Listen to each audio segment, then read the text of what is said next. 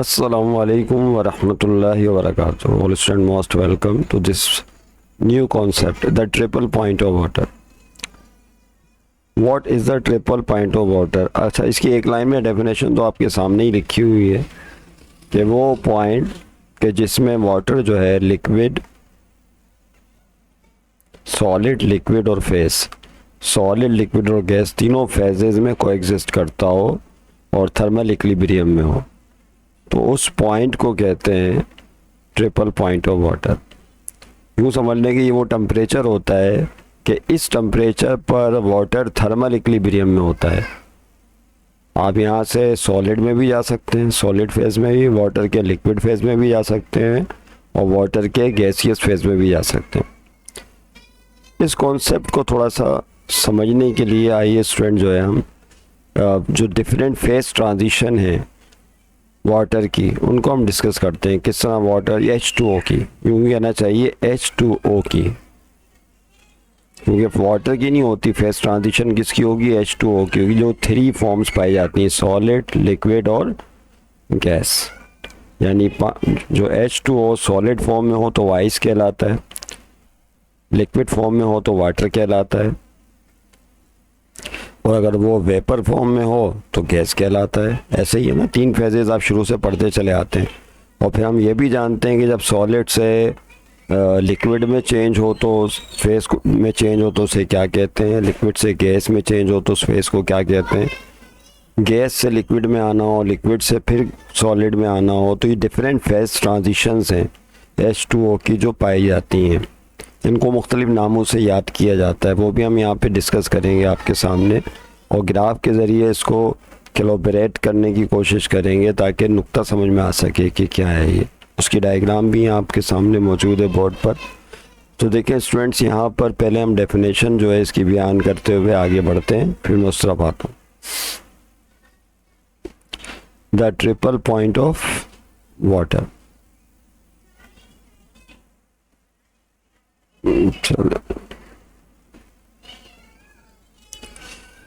यहाँ पर बात यहाँ से शुरू कर रहे हैं। The vapour, liquid and solid states of water can coexist in thermal equilibrium. क्या मतलब हुआ कि थर्मल इक्विलिब्रियम में जो है डिफरेंट वाटर की यानी H2O की जो है वो स्टेट्स एग्जिस्ट कर सकती हैं। वेपर यानी गैस, लिक्विड और solid state of water can coexist in thermal equilibrium only at a specific pressure and temperature. ये बात बड़ी इंपॉर्टेंट है। ऐसा नहीं कि तीनों फेजेस जो है ना वो किसी भी टेम्परेचर पर, किसी भी प्रेशर पे को एग्जिस्ट कर सकती है, नहीं। एक ख़ास टेम्परेचर है, उसकी वैल्यू याद रखिएगा, वो 273.6 केल्विन है।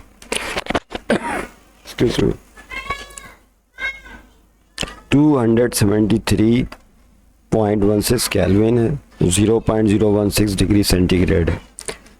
यानी ये वो टेम्परेचर है कि जिस पे तीनों हालतें थर्मल इक्विलिब्रियम में होंगी H2O की। आगे कह रहे हैं the triple point of water occurs at a specific temperature and pressure. ये वही बात आ गई जो अभी डिस्कस की। Where all three phases are in thermodynamic equilibrium, जबकि ट्रिपल पॉइंट ऑफ वाटर पर तीनों फेजेस थर्मोडायनेमिक इक्विलिब्रियम में होंगी, हरारती तवाज़ुन में होंगे। This means that at the triple point ice, liquid water and water vapour, ice यानी सॉलिड, लिक्विड वाटर यानी पानी एंड वाटर वेपर यानी गैस या भाप, can exist together without any phase changing to another. बड़ी इंटरेस्टिंग बात है, face changing के बगैर वो कोएग्जिस्ट कर सकती हैं एक ख़ास टेम्परेचर और प्रेशर पर, और जिस टेम्परेचर पर ऐसा होगा उस टेम्परेचर का नाम है ट्रिपल पॉइंट ऑफ वाटर।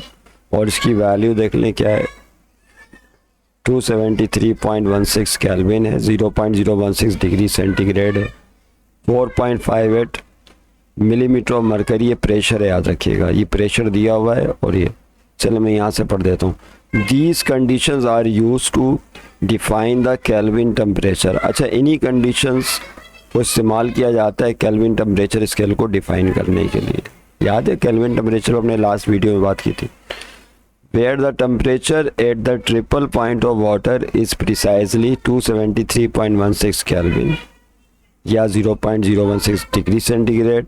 ये तो हो गया टेम्परेचर केल्विन और सेल्सियस में। और जो प्रेशर है 4.51 मिलीमीटर ऑफ मरकरी या पास्कल में इसकी वैल्यू 611.73 पास्कल होती है। और इसके ज़रिए आप थर्मामीटर जो है वो कैलिब्रेट कर लेते हैं। केल्विन थर्मामीटर और सेल्सियस थर्मामीटर कहलाता है। ओके, डायग्राम पे जाने से पहले इस पे थोड़ी सी गुफ्तगू मैं फिर आपसे करना चाह रहा हूँ, वो बड़ी इंपॉर्टेंट है। वो ये आइए वन नोट पर आ जाए। यस, सूरत हाल ये है कि जैसा कि अभी बताया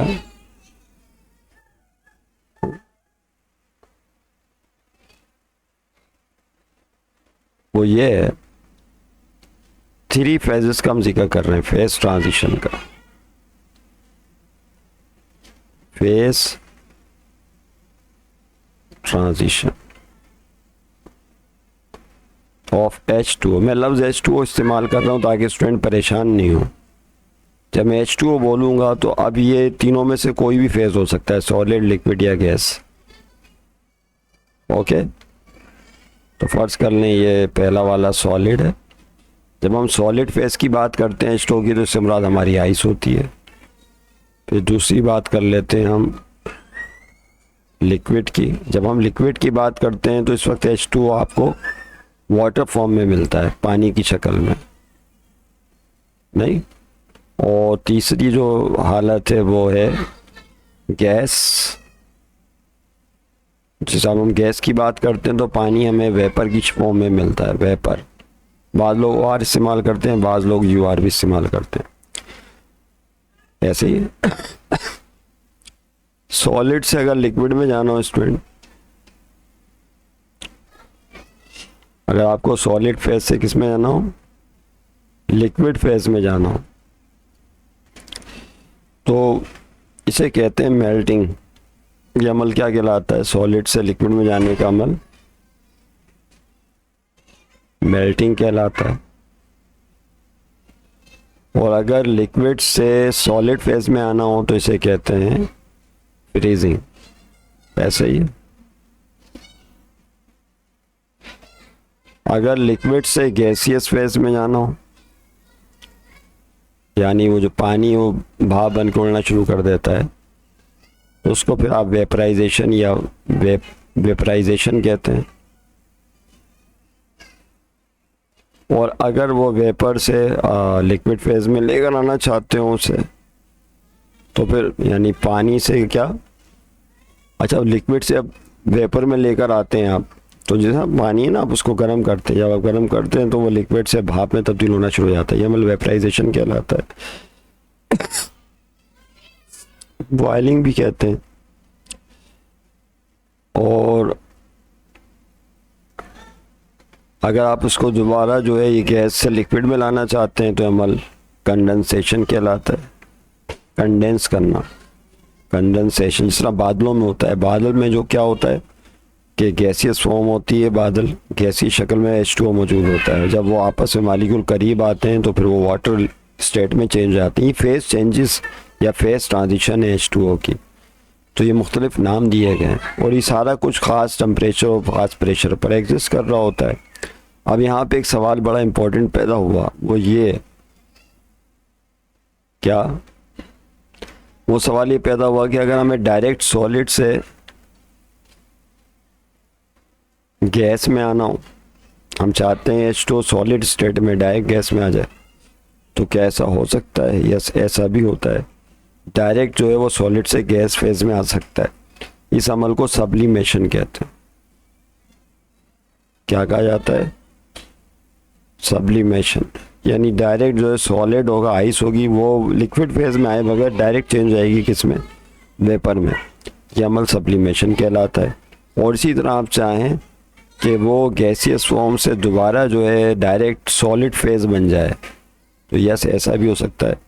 इसको क्रिस्टलाइजेशन कहते हैं। क्या कहा जाता है? क्रिस्टलाइजेशन कहा जाता है। क्रिस्टल बना दिया आपने पानी के, H2O के। ऐसे ही है। अब ग्राफ के ज़रिए थोड़ा सा इसको एलेबोरेट करने की मैं कोशिश करता हूँ। आइए, अगर हम एक ग्राफ बनाएं स्टूडेंट, लाइन है हमारे पास, रूल स्ट्रेट लाइन नहीं जी स्टूडेंट, आपके सामने ग्राफ भी आ गया, आप देख सकते हैं यहाँ पे प्रेशर और टेम्परेचर, प्रेशर को वाई एक्सिस पे, टेम्परेचर को हमने एक्स एक्सिस पे लिया है। और ये कर्व ग्राफ नज़र आ रहा है आपको डिफरेंट फेज चेंजेस का, लिक्विड फेज है, दूसरी तरफ गैसियस फेज है। लिक्विड वाटर फॉर्म में पानी होगा, यानी H2O जो है वो पानी की शक्ल में होगा, और गैसियस फेज में जो H2O वेपर की शक्ल में होगा, भाप की शक्ल में। तो अगर आप यहाँ पर टेम्परेचर बढ़ाते हैं लिक्विड फेज में, फ़र्ज़ कर लें यहाँ पे, और टेम्परेचर आप बढ़ाते हैं तो लिक्विड से किस में चले जाएंगे, गैस फेज में चले जाएंगे टेम्परेचर बढ़ाने पर। जिस तरह टेम्परेचर एक्स एक्सिस पर बढ़ रहा है, तो इस अमल में क्या होगा कि पानी जो है वो गैस में तब्दील हो जाएगा। ये अमल अभी बताया आपको वेपराइजेशन कहलाता है, ऊपर हम डिस्कस कर चुके हैं। अगर आपको गैस से लिक्विड फेज में आना हो तो फिर उसके लिए टेम्परेचर आप कम कर लीजिए, और जबकि प्रेशर को आपने कांस्टेंट किया हुआ इस प्रोसेस में, इस फेज ट्रांजिशन के दौरान। बीच में आपको एक कर्व लाइन नज़र आ रही है, ये थर्मल कर्व लाइन कहलाती है। यानी ये वो लाइन या ये इसके जो पॉइंट्स हैं, यहाँ पर H2O लिक्विड और गैस दोनों फेसेस में थर्मोडायनेमिक इक्विलिब्रियम में होता है। मेरी बात समझ रहे हैं आप, थर्मल इक्विलिब्रियम में होता है। ये बाउंड्री लाइन शो करती है, इस पॉइंट को ध्यान में रखिएगा। तो देखा आपने किस तरह से लिक्विड और गैस फेज ट्रांजिशन में जो ऊपर बात की है उसको ग्राफ से इस तरह आप शो कर सकते हैं। अब हम सॉलिड की बात करते हैं। जो स्टूडेंट यहाँ पर सॉलिड के लिए हमने ग्रीन लाइन जो है एक और यहाँ पर शो की है, ये सॉलिड फेज और लिक्विड फेज के दरमियान में आप देख सकते हैं कि एक लाइन है। इस तरफ सॉलिड फेज है, दूसरी तरफ लिक्विड फेज है। अभी बताया है कि अगर आपको सॉलिड से लिक्विड फेज में जाना हो, यानी आप बर्फ़ से पानी बनाना चाहते हैं, तो उसके लिए फिर आप टेम्परेचर में इजाफा करेंगे, इस तरफ चले जाएंगे, तो उसके नतीजे में बर्फ़ जो है पानी में तब्दील होना शुरू हो जाएगी। अमल मेल्टिंग कहलाता है। और अगर आप उल्टा प्रोसेस करना चाहें, तो लिक्विड से सॉलिड में आना चाहें, तो उसके लिए फिर टेम्परेचर कम करना पड़ेगा। तो ये अमल जो है कंडेंस, ये फ्रीजिंग कहलाता है। पानी का बर्फ़ में जमना फ्रीजिंग प्रोसेस कहलाता है। ओके, ये मेल्टिंग का रिवर्स प्रोसेस है, उल्टा प्रोसेस है। फिर बीच में आपको जो ग्रीन कलर की लाइन नज़र आ रही है, ये इसके पॉइंट शो करते हैं कि यहाँ पर जो है H2O सॉलिड और लिक्विड फेजेस के दरमियान ये एक बाउंड्री लाइन है जो थर्मोडायनामिक इक्विलिब्रियम फेज कहलाता है। यानी इसका मतलब है कि यहाँ पर जो है H2O सॉलिड और लिक्विड फेजेस की थर्मोडायनामिक इक्विलिब्रियम स्टेट में होगा। समझ रहे हैं बात को, थर्मल इक्विलिब्रियम है सॉलिड और लिक्विड H2O के दरमियान। अच्छा, ये बात तो तय है, ये अंडरस्टूड बात है, इसमें कोई दो राय नहीं है किसी किस्म की। ये जब आप ग्राफ स्टार्ट करते हैं तो ग्राफ ज़ीरो से स्टार्ट होता है। कहाँ से स्टूडेंट स्टार्ट होता है ग्राफ? ज़ीरो से। अगर आप इसको इसको कंप्लीट करने की कोशिश करें तो आपका ग्राफ इस तरह से ज़ीरो पर चला जाएगा। चलो, इस तरह से ज़ीरो पे आ जाए। यहाँ पे टेम्परेचर भी ज़ीरो है और प्रेशर भी ज़ीरो है। अब आप ये तीनों हालतों पे गौर करें। ये सॉलिड फेज है, ये वाला जो पोर्शन नज़र आ रहा है ना सारा, ये कौन सा पोर्शन है? सॉलिड। ये लिक्विड पोर्शन कहलाएगा, और ये जो पूरा पोर्शन नज़र आ रहा है स्टूडेंट्स, ये पूरा गैसियस पोर्शन कहलाएगा। Is it clear? या गैस फेज कहलाएगा। तो हमने इस पर भी ऊपर बात कर ली। उसके बाद फिर अगर मैं डायरेक्ट सॉलिड से गैस में चेंज करना तो उसका भी एक हल है। सॉलिड से अगर आप चाहते हैं कि गैस फेज में आ जाएं डायरेक्ट, तो उसके लिए आपको सिंपली करना ये है कि प्रेशर को जो है तेज़ी के साथ जो है वो डिक्रीज कर दें, कम कर दें, तो सॉलिड से जो है आप जो है गैस फेज में आ जाएंगे। ओके, और भी प्रोसेस हो सकते हैं फेज ट्रांजिशन के, मैं उस तफसीलात में फ़िलहाल नहीं आना चाह रहा, ना ये हमारा मौजू है। कहने का मकसद है कि सॉलिड से गैस में आना चाहते हैं direct without changing in the liquid phase, तो उसको सब्लिमेशन कहते हैं। तो ये भी हमने आपको बताया था, याद है आपको? तो इस तरह से जो है फिर आप डायरेक्ट इस प्रोसेस में आ सकते हैं।